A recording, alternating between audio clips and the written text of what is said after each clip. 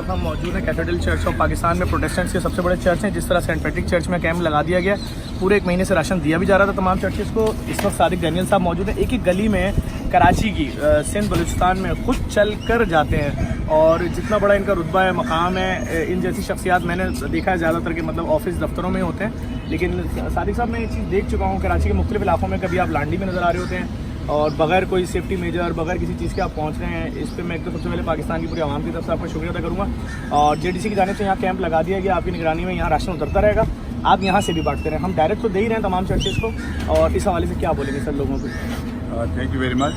मैं समझता हूँ कि ये एक बहुत बड़ी खिदमत है जो आप कर रहे हैं और गरीब लोगों के लिए, आवाम के लिए एक बहुत बड़ी आस और उम्मीद है जिस पर आप पूरा उतर रहे हैं। और हज़ारों ख़ानदान जो है वो आपके इस राशन पे इन दिनों पल रहे हैं। इस मुश्किल घड़ी में आपने पब्लिक का इतना साथ दिया और मैं समझता हूँ कि अगर आपकी ये खिदमत ना होती, लोग करते हैं लेकिन ये बात ना बन सकती।